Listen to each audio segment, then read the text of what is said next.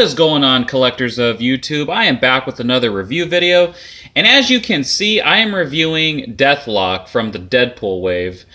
And I gotta say, this is a figure that I wasn't really looking forward to when I first saw it announced, but once I saw reviews, and then once I saw images of the figure in motion, it really brought my expectations up. And then when I went to Target the other day, I saw him in store, and I gotta say, like, he's even better in person. Like, this is a really badass figure, and just the different accessories that he comes with. It's not the common Marvel Legends standard pistol and katana that we're all accustomed to seeing. They actually gave us new weapons that, I mean, as far as I haven't seen them out there.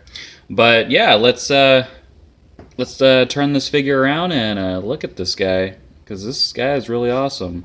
So as we always see with Marvel Legends, standard front display. Turn it to the side and get some artwork here. Turn it to the back, and pretty much standard, like we always see, a picture of the figure and then the whole line. I already reviewed the 90s Deadpool. If you want to check that out, I'll leave a link in the description, or a card should be showing up right now on top. And then, of course, I have Deathlok. I'm still on the lookout for Cable, Domino, Paladin, the X-Force Deadpool, and then X-23. Still haven't seen them. Actually, when I went to Target, this was the only guy that I saw there. And I was surprised that I wouldn't have seen the purple guy, because he's pretty much going to be the peg warmer, in my opinion. But turn it back to the front, and let's get this figure cracked open and reviewed. So cracked open and out of the packaging, I gotta say, this is a really cool figure, especially for Hasbro to put out. I didn't really see too many reused parts on this guy. Maybe the legs and the arm could be from Colossus, if I'm not mistaken, but I think these are all new parts. The only thing I will say, just to get off the bat, is, like Hasbro, I mean, don't expect, too crazy of color shading. I mean, you get what you pay for. The sculpt is really good on this guy. I'm really impressed, but there's just some parts on this figure that the paint could have been shaded, but it's really flat, really basic. But anyway, with all that aside, I gotta say, overall, I'm really impressed with the figure. Like I said at the beginning, this minigun is something new, especially this ammo belt, and then the pistol is new. I mean, unless it was seen with Hasbro back in the day, I haven't seen it personally, but yeah. To get it out of the way, yes, the little turret does turn. One thing I was kind of disappointed about was this ammo. Was the bullets, they don't go through. It's not an open slot. It's just, you can either put the bullets on either side, so either right here, which that's the better case, or right here. But you can only stick like one of the bullets in, and it's not gonna hang. Oops, it's not gonna hang in there too well. So your best bet is just to put it on this side. And I'm really surprised. I thought that they could have at least opened that up right here. Get some lighting. Let's see. But yeah, it's not opened up, which it's kind of a bummer. But again, it's Hasbro. So I wasn't expecting that. So taking the accessories off of them, the gun and the pistol, I'll just show it off real quick. So, like I was saying, none of the pieces seem to be really shaded.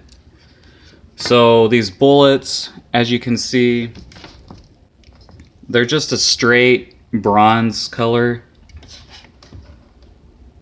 no shading at all.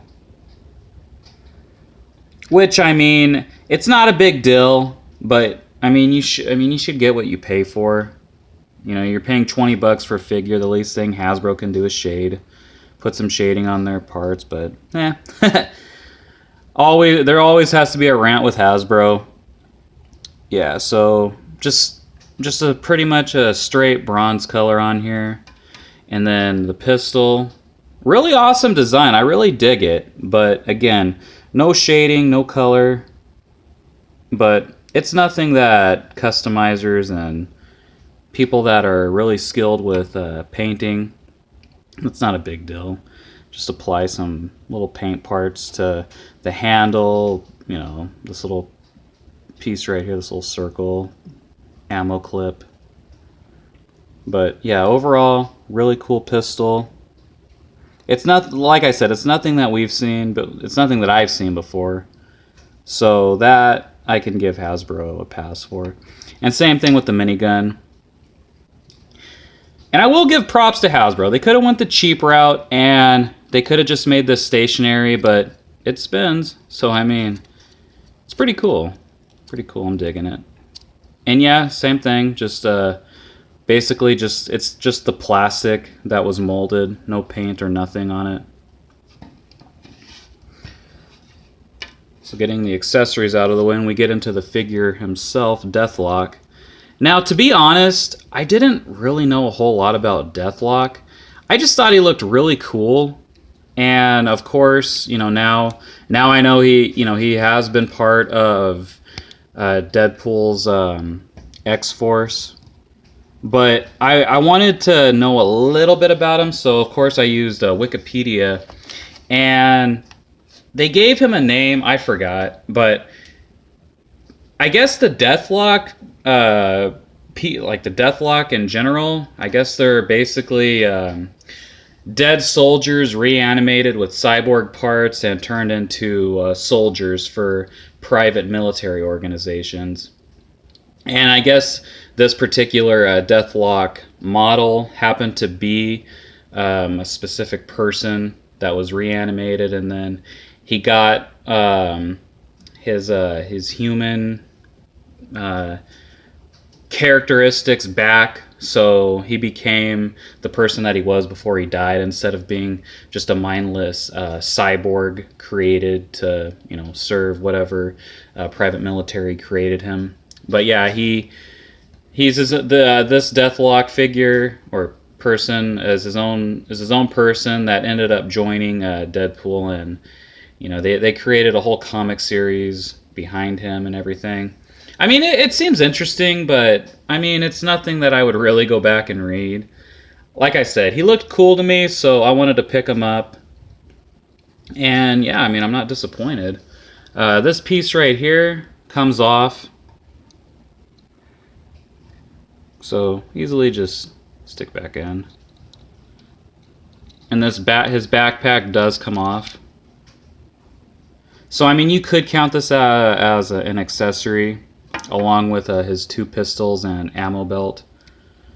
And then of course you just have the peg hole right there. So again, getting into the figure, he's not really shaded.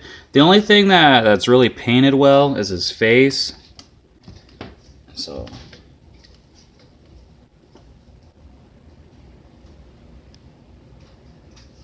I get some more light on him. There we go. So yeah, his face is painted. But again, you know, we get into the metal part and no shading at all. It's just a flat silver.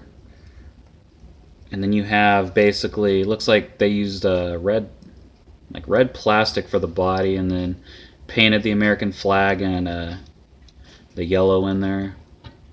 Wire isn't painted, it's just a flat, like a yellow. So, you know, his legs, again, really aren't shaded that, you know, they're not shaded at all.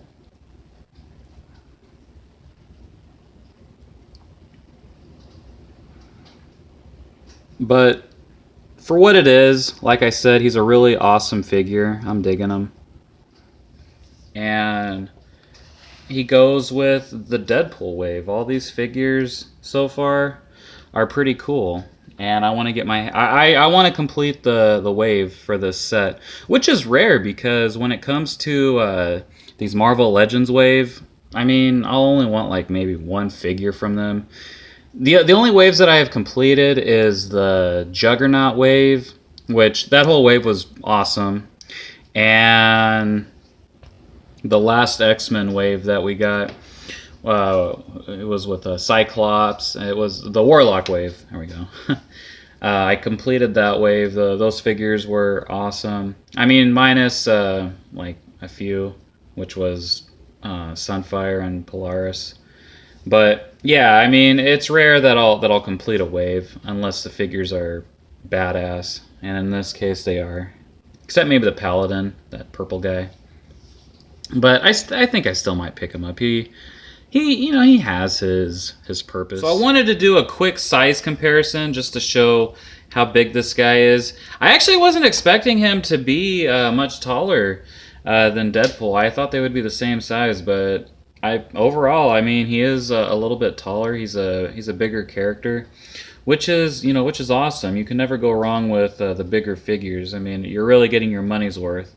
So, especially with this figure, I mean, you're getting new weapons, this backpack. I mean, like you guys saw, you can just take the backpack off, and I mean, if you want to put it on somebody else, you can.